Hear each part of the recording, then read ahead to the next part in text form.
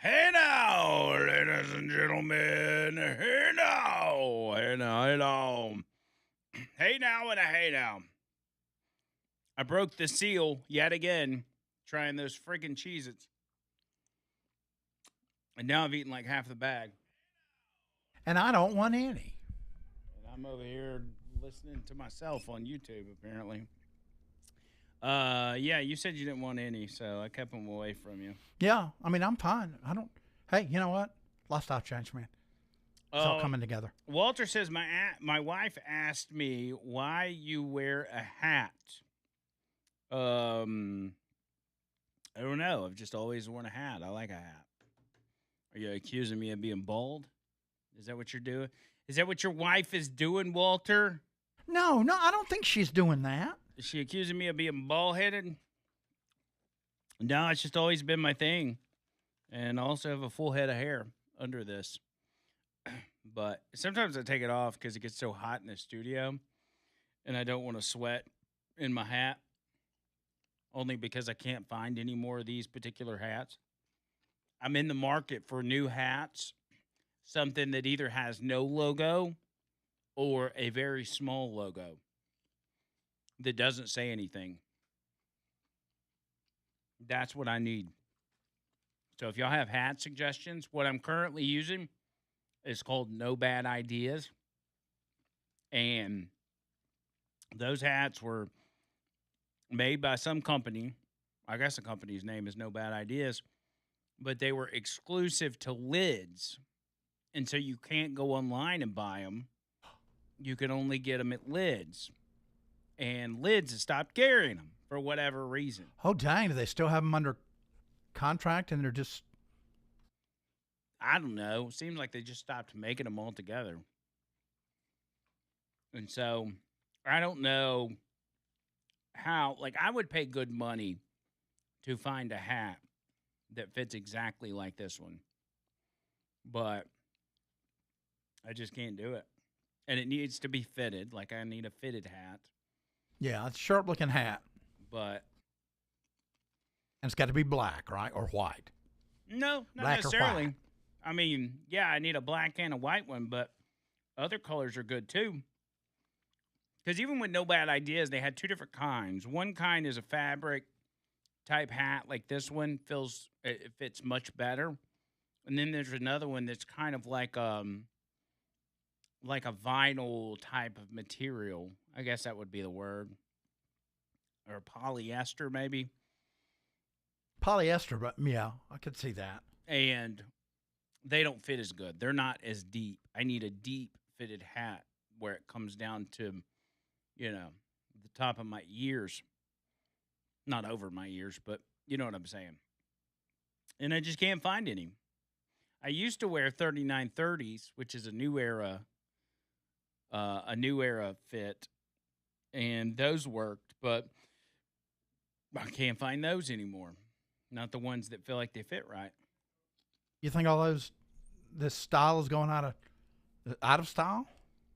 I don't know. My wife always wants me to not wear a hat. Or she says, you look so much cuter without a hat. You do. You're quite fetching without a hat. Yeah, I don't know. I just like hats. I prefer to wear hats. So, hat ideas, y'all throw them my way. Please. But yes, Walter, long story short, that's it. I just like hats. I hope that answers your wife's question. And tell her I appreciate her asking. Barry's on the line. What's up, Barry? Yeah, Andrew, how you doing today? Good, buddy. How about you? Oh, I got two things I want to talk about. I want to talk about the Republican Party, and I want to talk about a talk show host that you guys have on your radio show at night. The first thing I want to talk about is the war in Iran and what the Republicans are doing. So let's go back a minute. We started attacking Iran in June. We did a very successful job, very strategic job, but we lost our wit. So we continue to deal with devils, hate mongers, people that want to destroy the world. and we think we can negotiate with them. You can negotiate with the devil. So why in the hell did President Trump stop the war? Why did he stop it? He knew he had a midterm coming up in November this year. So you had a year and a half to do your job and get it over with. Now you're worried about gasoline prices in the Strait of Hormuz. So you go to war, you're not prepared the way you should be with munitions. You're not prepared with everything that you need to end the war. You know that they are not going to give up their uranium. They have no intention on doing that.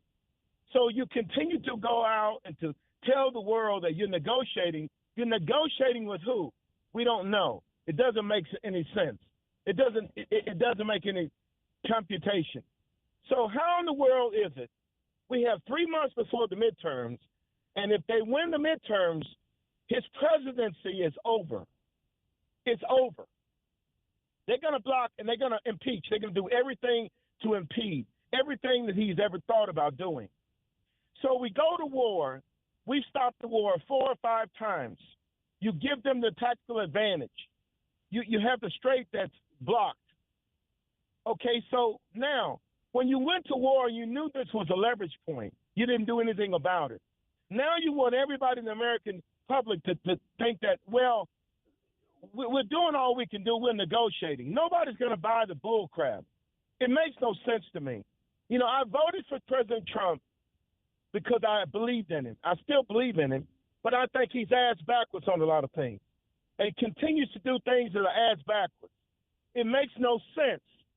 You want to solve the problem. You want to take supposedly the uranium dust away from Iran.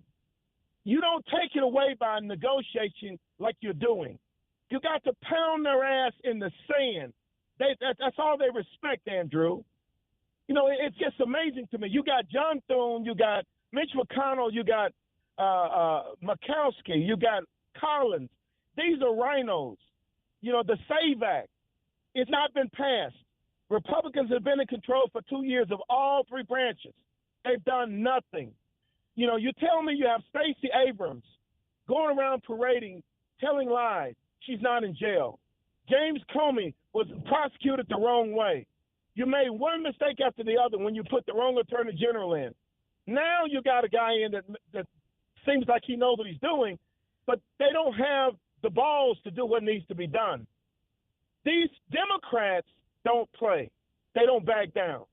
Now, the other thing I wanted to talk to you about was this guy you got on the radio at night named McGraw-Milhaven. He's hot garbage. He's a leftist Democrat. I've listened to him for months. I don't know who put him on the radio, but they need to be ran out of town for putting this guy on the radio. This guy's garbage. Everything Trump does is bad. He's a leftist. He's a pure leftist. You know, you can't make any common sense out of every guest he puts on the show is a bash Trump day. And your station put him on the radio. I don't know why in the hell they do that. This guy, there's so many qualified people that you could put on the radio that would do a very good job, not be delusional. But this guy, I don't know if you ever listened to him or not, but he's a moron. He's a leftist moron, and I've had enough of him. So I'm going to do everything I know how to do to raise hell to get him off the air because he's not worth the time to listen to. Have you listened to him? I have not. Where's he based out of?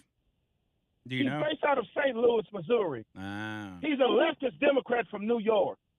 And everything he says, he wants to play the middle, but he's a Democrat. He's a leftist moron.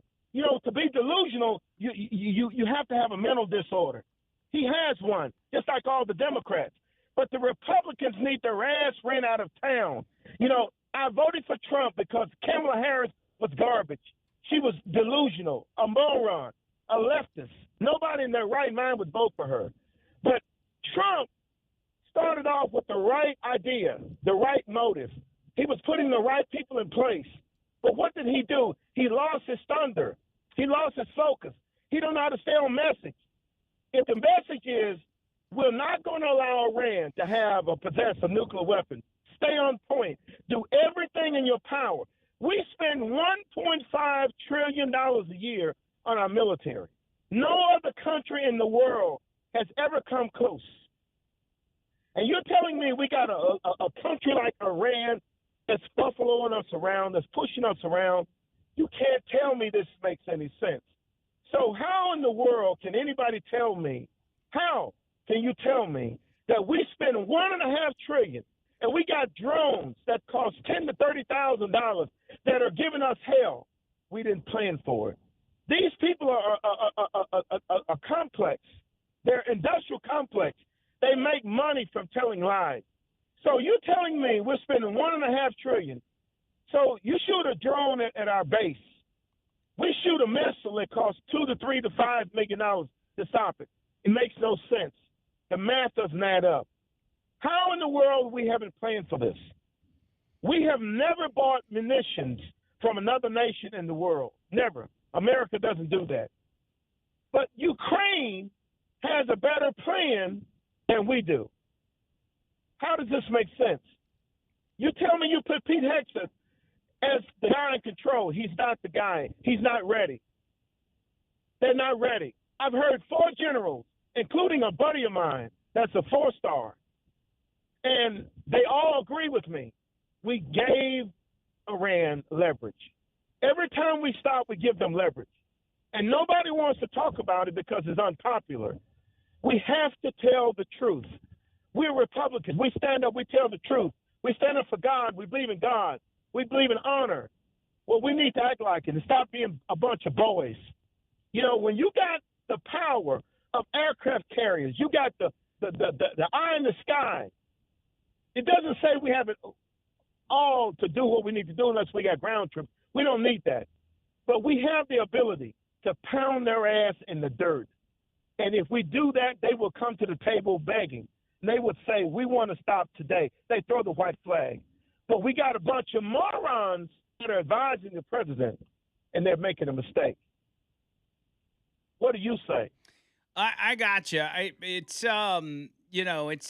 not as cut and dry or black and white, just like every issue. I think, first of all, and Barry, I appreciate it. I'm about to have to hit this break, but I'll kind of address broadly overall what you said. Always appreciate you, buddy. Okay. So at the end of the day, there's always going to be things that we don't know going on behind the scenes. Let's just start with negotiations, for instance. On the negotiation front, we have no idea what's going on behind the scenes. Now, what we do know when it comes to the negotiations, as Barry noted, we need to do X, Y, and Z, and they'll be coming to the table begging for us to stop. Well, they've done that multiple times. The problem is that everything's divided over there between the negotiators and the Ayatollahs and the IRGCs and everybody else. And really, at the end of the day, all of them are liars. All of them are fundamentalist Islamist radicals that, their religion tells them to lie to the infidel, a.k.a. us and everybody else that's not Muslim. So most of the time, they're probably not even telling the truth when they come to us begging us to stop. Have we hammered the ish out of them? We absolutely have for months and months on end. But there's so much about this that we don't know, and I understand the frustration of how it looks because this person said this or Trump said that or whatever. One thing he has been consistent about is the objective, which is the denuclearization of Iran. But the more this gets dragged out, as it would in any other situation, people get frustrated. And I completely understand that. Where we're lucky when it comes to the midterms, because Republicans are such F-ups, we're lucky that Democrats are F-ups as well. And that's where the Republicans are going to have the advantage. Because I think, whether me and Barry agree on Trump's objectives or the plan or Pete Hegseth or whatever, we both agree that you can't let the Democrats win the midterms because it would hamper everything that's going to be done over the next 2 years. It would stop Trump on a lot of fronts. Now, Trump is a little more unconventional, so I think he probably could do some things with a Democrat Congress, but it would be nothing like we would like it to be. Um, but when it all comes down to the mechanics of what's happening in Iran, there's so much unknown on our part from the outside looking in. And, Barry's got connections to people in the military and generals and everything else. And he's probably got a little bit more insight than I do on the mechanics of it. But there are many things that none of us are going to know. That we're not going to know now. We're not going to know at the end of the war. We may know well into the future. But stuff going on behind the scenes, we have no idea. Could it be bad? Absolutely. Could it be great and moving in the right direction? It could be as well. We don't know. But what we are seeing is the United States and the United States military, the best in the world, absolutely dominant on the military side of things. There's no question about that. Yeah, has Iran been able to fire a couple rockets that went haywire and landed a few times over the past few months? Yeah. But 99% of it hasn't. And they've been depleted in a way that they really don't have a whole lot left. So, and with the Strait of Hormuz, a lot of that, when it came to Hormuz, it was just a guessing game. For instance, the mines, the underwater mines that they claimed or the media outlets were reporting were dropped and they don't know where they're at and everything else. All that turned out to be BS. What Iran has done so far throughout this entire process is bluffed. And we have called them on those bluffs every single time. Where does this end up? I have no idea. Does it end with us claiming victory and saying that, they're never going to be able to get the nuclear dust that's buried underground and hoping for the best that in 20, 25 years they don't reach a level of enriched uranium that provides them with a nuclear weapon? Maybe. But we can't repeat the same mistakes of the past that previous presidents have done, which is it's too much of a hassle to get involved with these people, and it's not politically convenient, and end up allowing them to have a nuclear weapon like North Korea. It's politically inconvenient to get involved with foreign affairs or wars, so leaders don't do it. And that's what's different about Donald Trump. He knows that it's politically inconvenient, yet he feels like it's the right thing to do. So I support it. Again, it's never black and white. It's complicated, but we'll see how it plays out.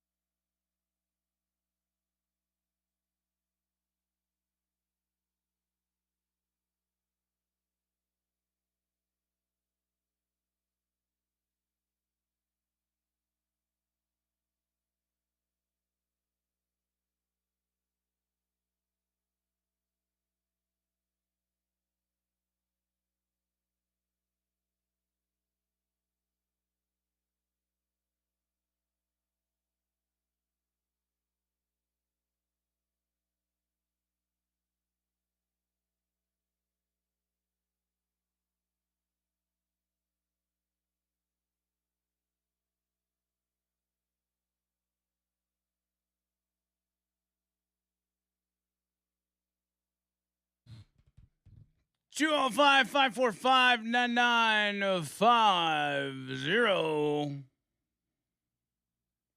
545-9950. Mandu bringing you this part of the show. Mandu.com. MANDUU.com. I missed my Mandu appointment yesterday because I lost my keys.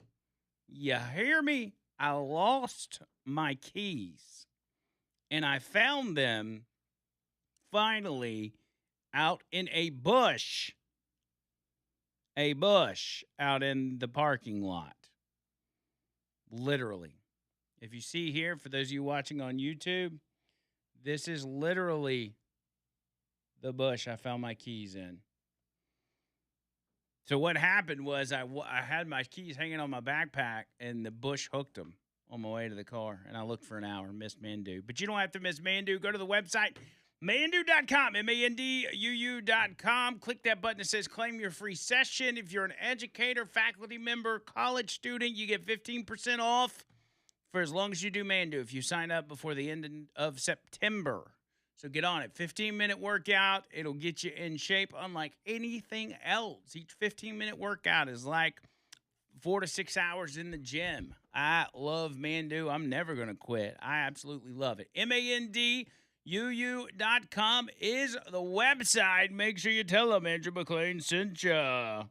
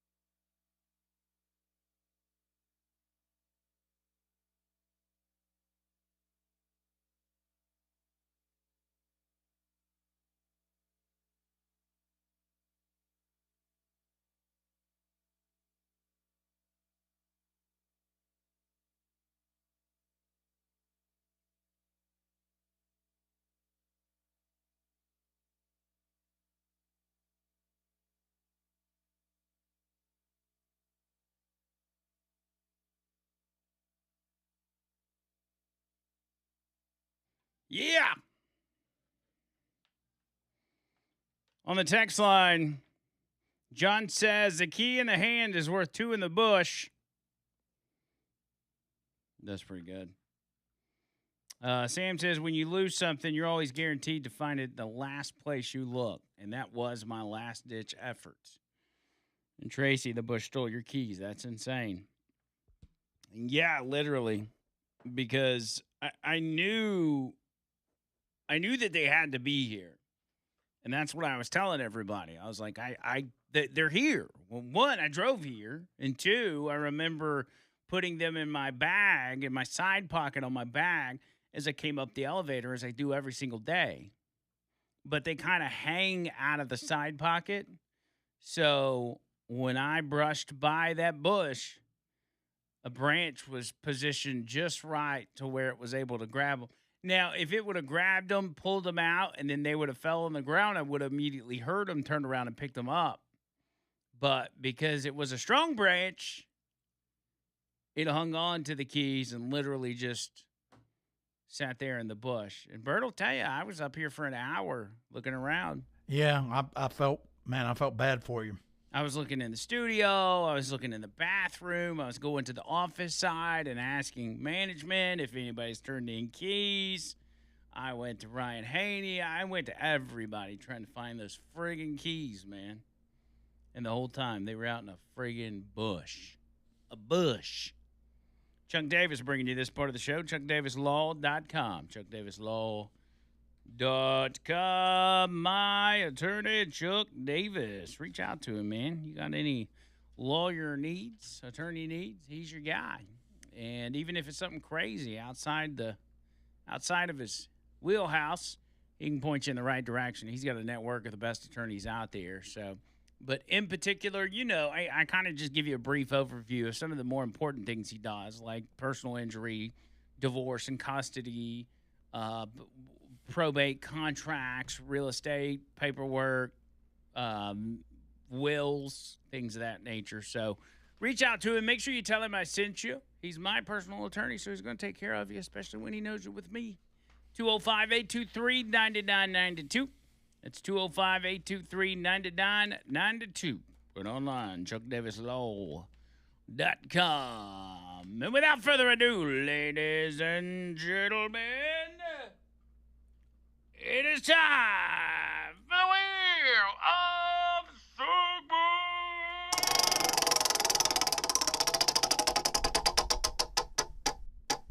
Dumb ways to die. Set fire to your hair, poke a stick at a grizzly bear, eat medicine that's out of date, use your private parts as piranha bait. Dumb ways to die, so many dumb ways to die. It's so relaxing yet so disturbing at the same time. Dumb ways to die, so many dumb ways to die. Dumb ways to die, ladies and gentlemen. Up first, what do we have, John Bird? We have a quote: American killed by lightning while climbing an erupting volcano. Oh my gosh. That's right. Well, you know what? If I was going to go, I'd rather get struck by lightning than, get eaten up by a volcano. Yeah, molten lava. He was guaranteed. Cutting you off at the knees, and then you just kind of melt. That would suck. An American tourist from Kansas has died after being struck by lightning while climbing the volcano Mount Etna in Italy on Sunday. The man was 29. He was hiking in an exposed, barren area on Sunday evening before he was found nearly 4,600 feet in the Rocca Capra area. According to Italian firefighters, he was caught in a thunderstorm and struck by lightning. The identity of the man has not yet been released. Authorities had closed parts of Mount Etna's slopes to hikers because of the volcano's prolonged activity, which also forced Catania's airport to close for much of the previous week. La Sicilia citing an initial reconstruction of the incident, reported that the tourist had followed a trail into a restricted area, but authorities have not confirmed whether he was inside one of the closed zones when he was struck. The emergency services were contacted shortly before 8 p.m. local time, and firefighters reached the hiker by helicopter. The man was taken to the hospital in the city of Catania, but was pronounced dead in the emergency room around 9:30 p.m. The man had been suffering from cardiac arrest. The incident was the second fatal lightning strike that occurred in Italy on Sunday. Dang. An Italian man died after being struck while hiking on the Piz Starlex mountain in the Alps in the South Tyrol region. Separately, 4 Spanish tourists were rescued from Italy's Mount Colmanone next to Lake Como on Sunday after they became stranded due to a violent thunderstorm. The rescue operation, which involved a fire brigade helicopter, was particularly challenging due to strong winds and heavy rain. That's just stupid. You say this guy was guaranteed he was going to bite the bullet. He was not going to make it. Yeah, you're already climbing up a volcano that's erupting. Like, that seems like a bad idea. And this volcano has erupted 3 times this year. Clicks. It's all for clicks. Mamma mia, all for clicks. I mean, I don't think he was recording it. So what clicks is he looking But I for? mean, how would you know? Because his phone was probably. Zzz. Yeah, that's a good point. Well, sucks for him. That is a dumb way to die, though. Yeah, I'm sorry, Mario. I don't think It's a Mario. he's from Kansas. Oh, he's from Kansas, Italy. No. He's from No, that's not a Kansas, place. Kansas. What's he doing in Italy? He was vacationing. He was. I bet I he- literally read I the. bet he wishes he'd gone to Disneyland. I read the headline to you, which was "American killed by lightning while climbing Italian volcano." But I thought that was his name. American. American. That's actually a very popular name in Italy, man. All right. Next up, little scientific study for you. Okay. Top album releases linked to rise in fatal crashes as distracted drivers access music. That would make sense to me. The release of a new album by Taylor Swift might be a cause for celebration among her fans, but such events have also been linked to a more somber phenomenon, an increase in fatal car crashes. The team behind the new study says it shed light on the impact of distracted driving. Quote, "You can't randomize people into using their phones, and drivers rarely volunteer what they were doing in the seconds before a crash," according to Dr. Vishal Patel, who authored this study based at Harvard Medical School.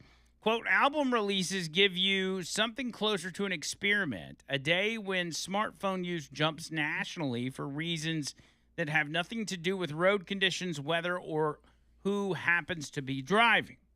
Writing in the journal, Patel and colleagues report how they focused on the release of 10 major albums launched between 2017 and 2022, Interesting. selected for having the highest number of Spotify streams over a single day.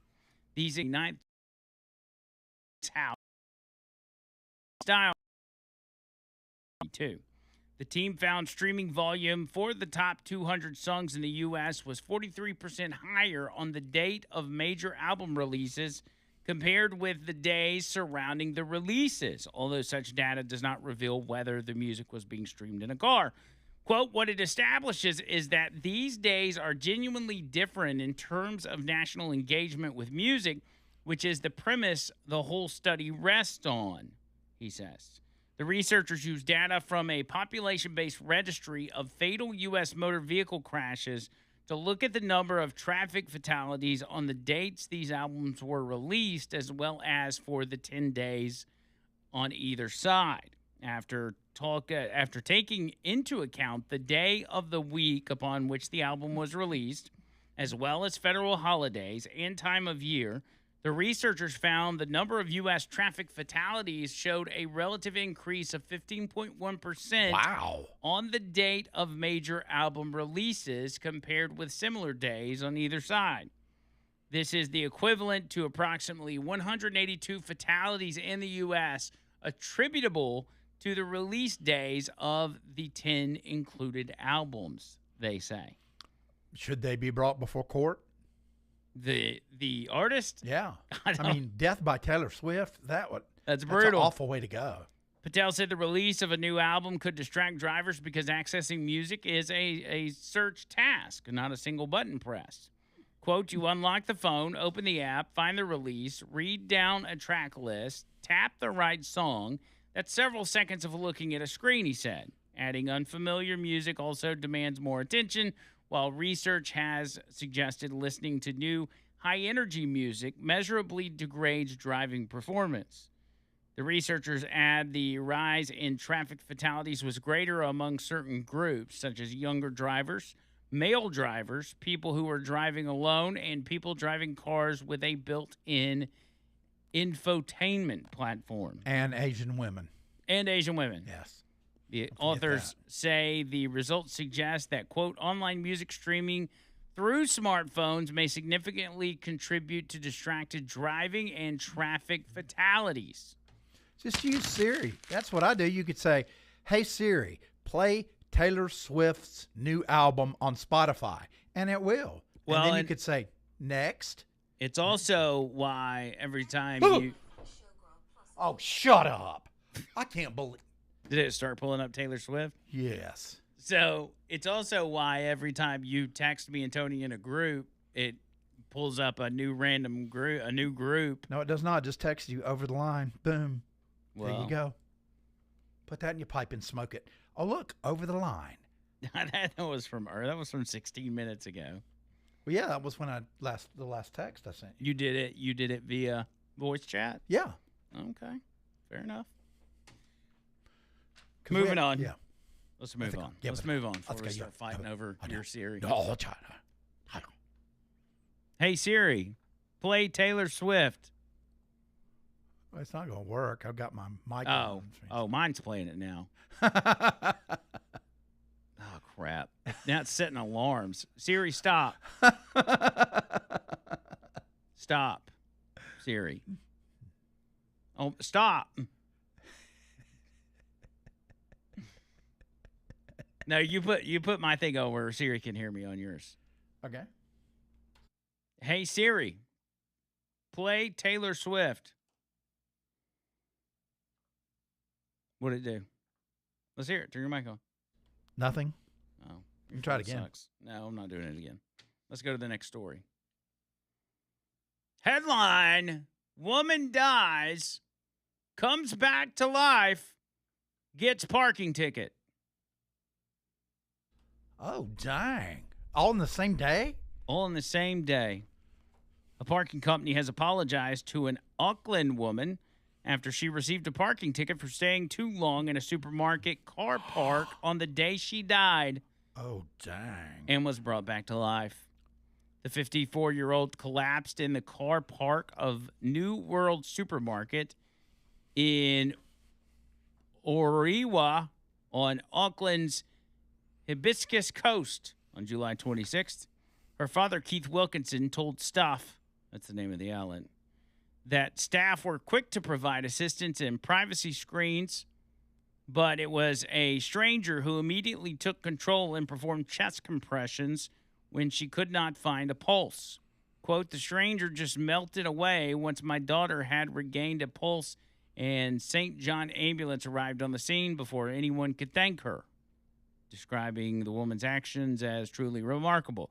He told the outlet that paramedics told family that his daughter's heart had stopped and momentarily she was technically dead. His daughter was then taken to North Shore Hospital by ambulance, and her car, which was allowed to remain in the car park for 90 minutes, wasn't moved for 5.5 hours. The woman received an $80 breach notice from Smart Compliance Management a few days after her resurrection. After the circumstances were explained, the fine was waived but merely reduced to $30. What? Wasn't waived, but reduced to $30. Are you kidding me? Quote, Smart Compliance Management has been contracted to provide fair and equal opportunity for parking at this car park.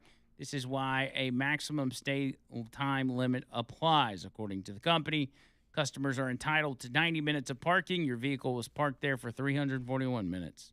Having considered your appeal in detail, we have decided to uphold the breach notice as we believe that it was correctly issued in accordance with the terms and conditions advertised within the area concerned. Due to the circumstances resulting in the breach notice, we are able to reduce this to a $30 administration fee. Sorry you died. We'll give you $50 off. That's Australians for you. Yeah. It has sucked ever since Crocodile Dundee went under. Went under, down under. Mm. And that's what we call dumb ways to die. Dumb ways to die. So many dumb ways to die. Yeah. Cover all RV services. Cover all RV. My boy Dylan out there doing his thing. You know about Cover All, what they do, and the kind of business he does, man. He is your RV guy. If you've got RV issues of any kind, you reach out to Dylan, and what he does is he comes out to you, man, and he'll work on that RV for you. Get it up and running as it gets colder outside. I mean, some of y'all like to, in the fall, go camping and stuff. You want to make sure your RV is in tip-top shape, even if you just want an inspection to make sure everything's on the up and up, or maybe there are problems that you know about that you'd like to get taken care of. Dylan can do it. You just got to reach out to him. He's been doing this a long time. He knows his stuff.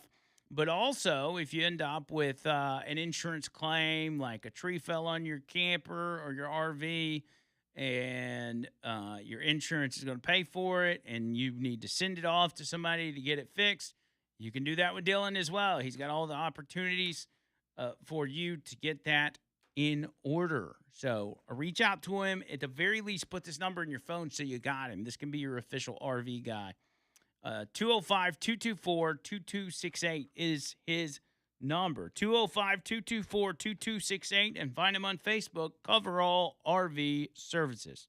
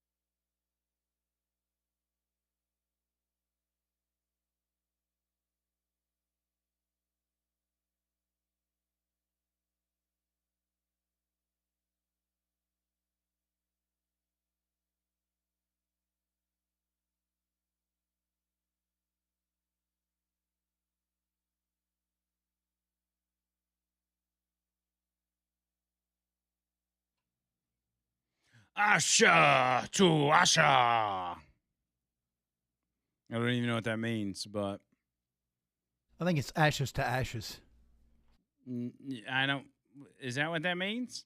Mm-hmm. That's what it sounds like, but I don't know if that's what that means. No, that is what it means. I know my German. Okay, fair enough. Josh said, "Dang it, Johnny B. My Siri came up when you said, 'Hey Siri,' and I had to listen to another ad to get back on the app." That's dedication, man. Way to go. Noto Roofing, one more time, NOTOroofing.com, NOTOroofing.com. Just reminding you of the phone number for your free roof inspection and complimentary roof tune-up, 205-848-2299. That is 848-2299, NOTOroofing.com. Reach out to them. Tell them your boy Andrew Mclain sent you. So what are we going to be getting into? We got a podcast tonight, Over the Line podcast. Expect you to be there. Mm-hmm. What are we? What's going to be our clickbait? What do we want to? What do we want to rope people in? We've done good with it the last couple times of taking whatever like a super hot topic is and hammering it home. We can just go with AI and say, "Hey, what's the hot clickbait today?" That's a good idea. What is the pretend you're a multi-million-dollar company that makes multi-million-dollar podcast company on this day? What is the hottest topic to discuss? Boom. That's what we'll do every show then. We've just given it up. We've just given up. We've given up all creativity. Over the Line with AI. That's right. Well, you may even AI Mclain. That's what we'll start calling you. We'll get AI to just make holograms of us, and we don't even have to show up for the podcast. Yeah, man. How's that sound? All right, I'm out of here. Y'all have a good rest of your day. I'm passing it over to Leland Willie, and we'll do it again tomorrow. How does that sound, everybody? Until next time, see you, cuz. Where's my keys?